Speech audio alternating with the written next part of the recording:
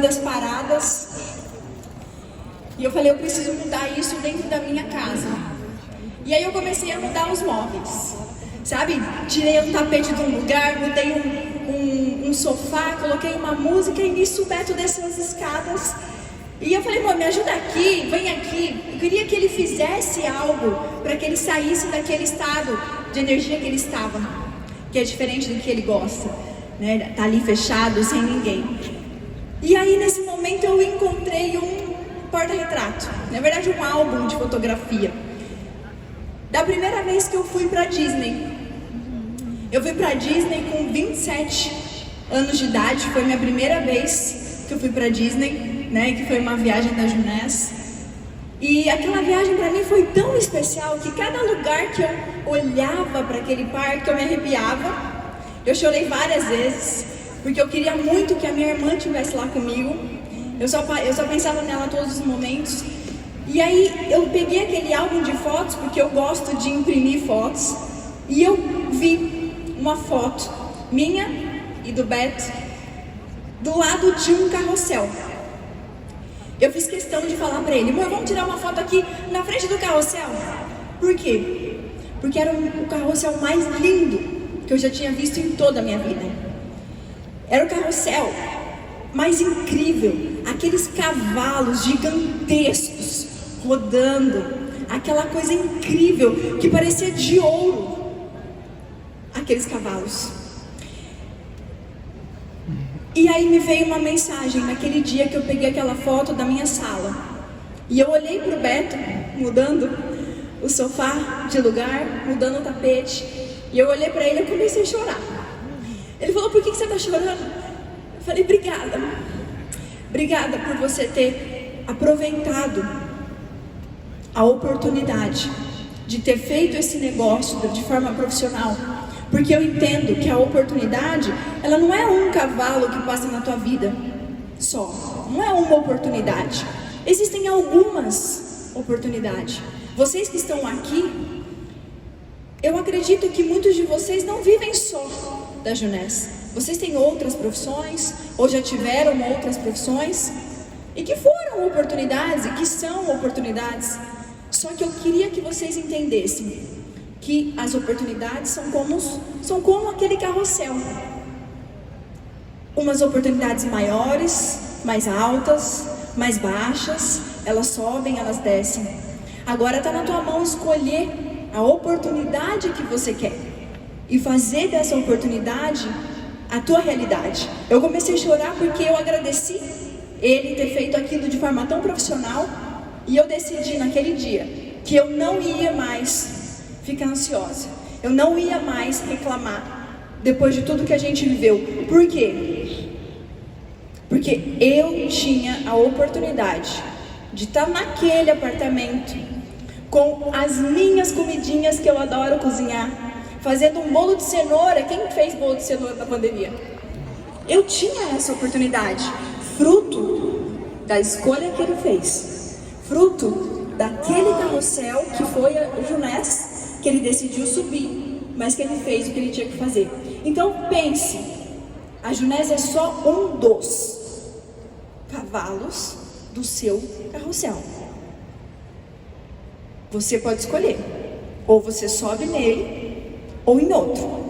Mas se você subir, faz muito, porque no final vale tudo a pena. Muito obrigada.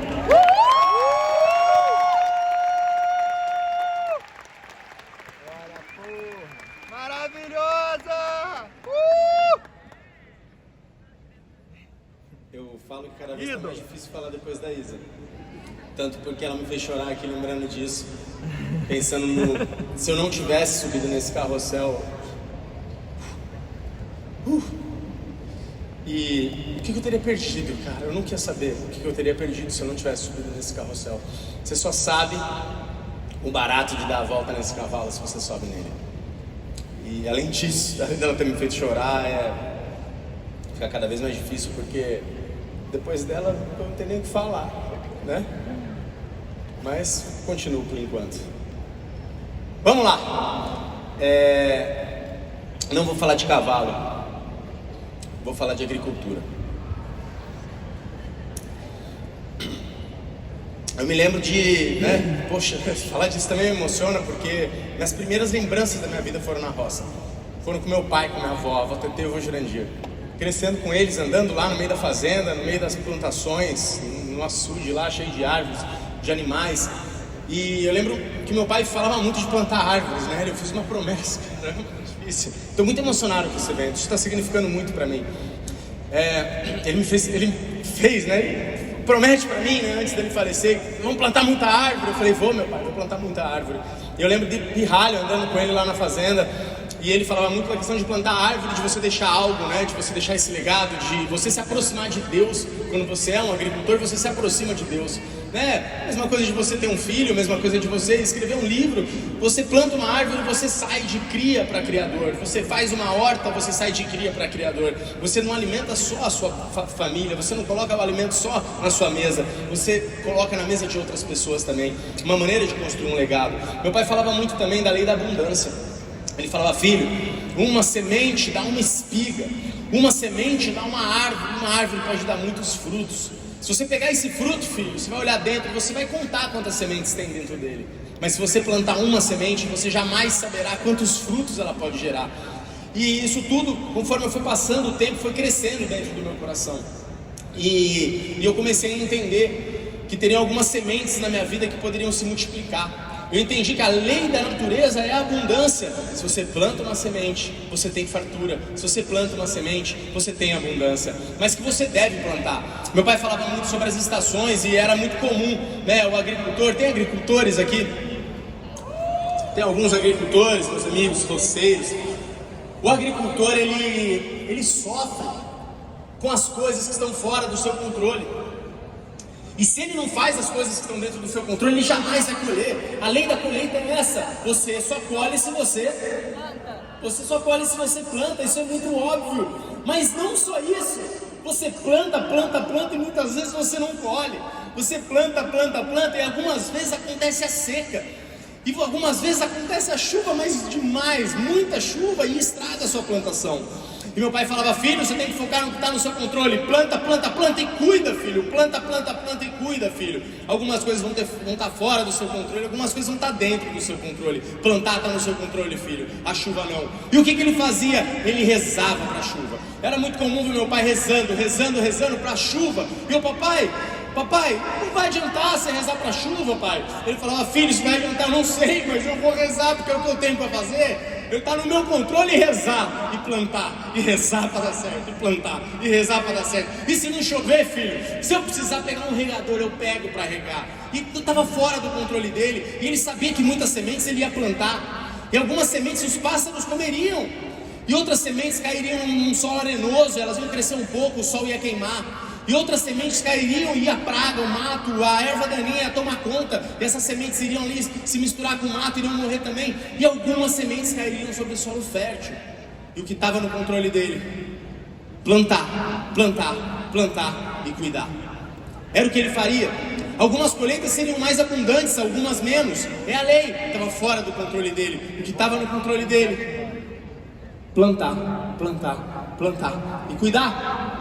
E algumas vezes ele olhava para o vizinho, e o vizinho estava com uma safra maravilhosa, e ele tinha perdido a chuva. Porque acontece, às vezes a previsão falha, às vezes a previsão adianta, e às vezes ele estava esperando a chuva para aquele final de semana, e a chuva não vinha, ou a chuva adiantava, ele não estava com o trator pronto, estava fora do controle dele. E ele olhava para o vizinho tinha uma safra boa, e às vezes ele não tinha, mas o que estava no controle dele? Plantar e cuidar. E foi assim a vida toda do meu pai, plantando, cuidando e rezando muito, para que desse certo, porque um pouco de fé nunca é demais, um pouco de sorte nunca é demais. Só que ele me disse, filho, a sorte só vai bater na sua porta se você plantar e cuidar. E foi assim. E infelizmente ele não está comigo, mas esses ensinamentos eles continuam na minha vida.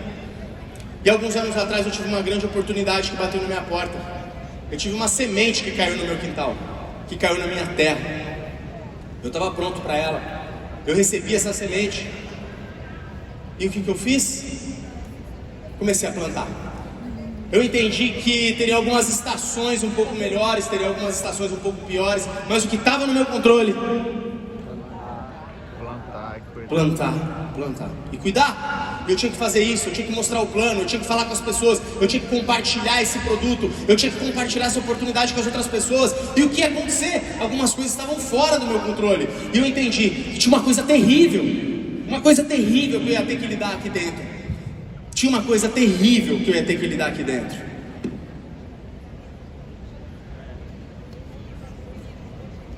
Eu ia ter que lidar com não. E é chato lidar com não. É frustrante lidar com não. É frustrante quando você convida uma pessoa para ver o plano e ela não aparece. É frustrante quando você convida uma pessoa para ver o plano, ela aparece, ela vê o plano, ela fica animada, depois ela some.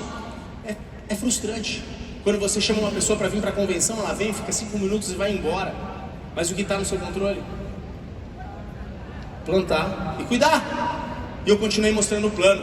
Eu me lembro de inúmeras vezes que eu viajava e eu aprendi a mostrar o plano. Isso é muito importante. Eu precisava aprender a mostrar o plano. Não adiantava achar que eu teria sorte. Eu aprendi que era muito simples. Eu precisava aprender a compartilhar meu testemunho. Eu precisava aprender a compartilhar a história da empresa. Eu precisava aprender a me relacionar com as pessoas, a olhar no olho, a ouvir o que ela queria, mostrar como o meu projeto, o meu sonho, aquilo poderia ajudá-la também, como que ela poderia fazer parte disso tudo. Estava no meu controle plantar, estava no meu controle mostrar para aquelas pessoas, compartilhar essas sementes incríveis.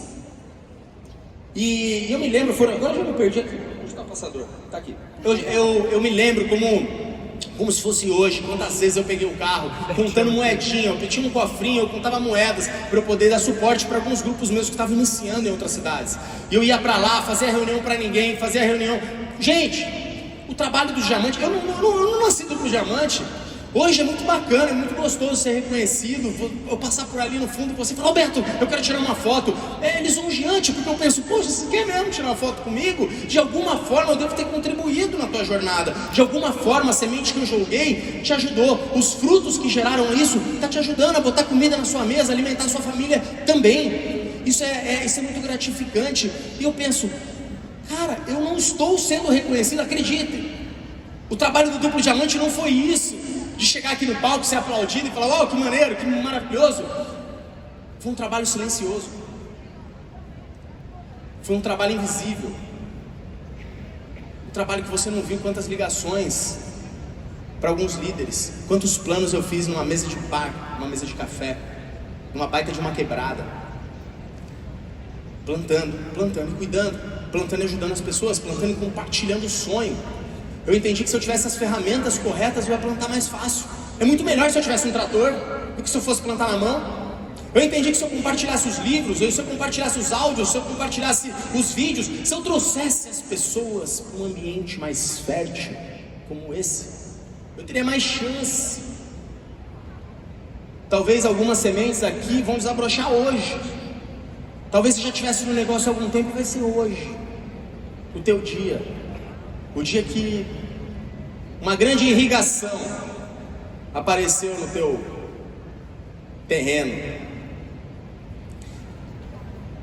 E é muito louco isso, porque chega um momento que você não lembra mais daquelas pessoas que te enrolaram. Chega um momento em que é muito louco isso, porque por algum tempo eu vivi no passado. Sabe aquele cara que você mostrou o plano e você fala assim: puta, ele vai entrar, tenho certeza. Aí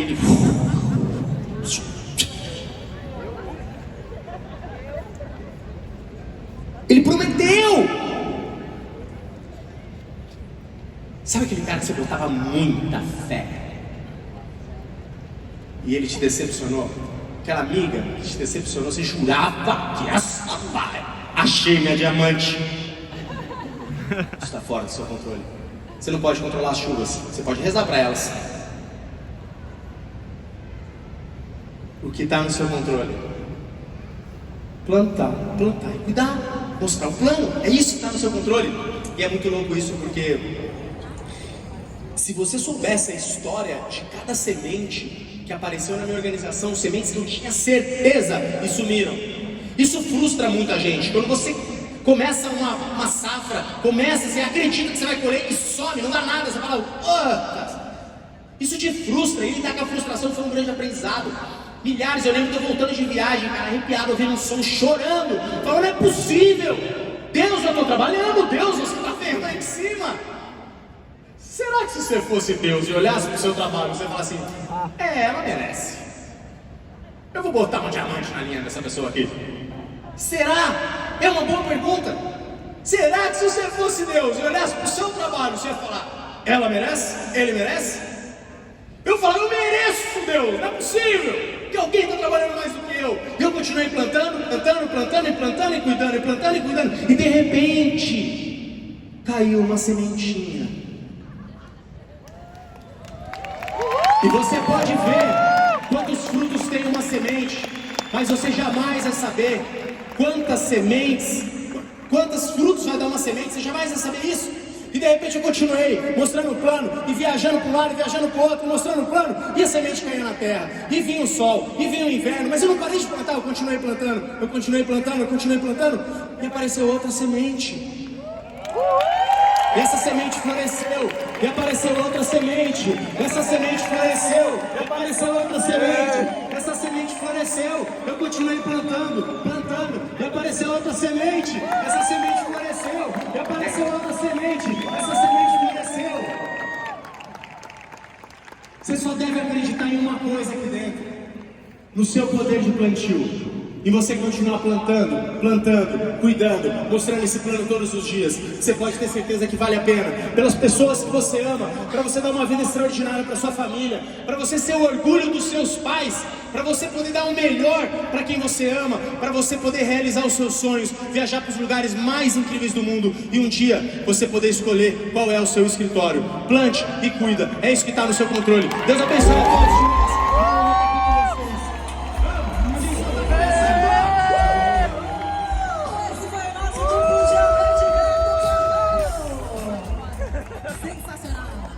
Eita, Betinho, porra!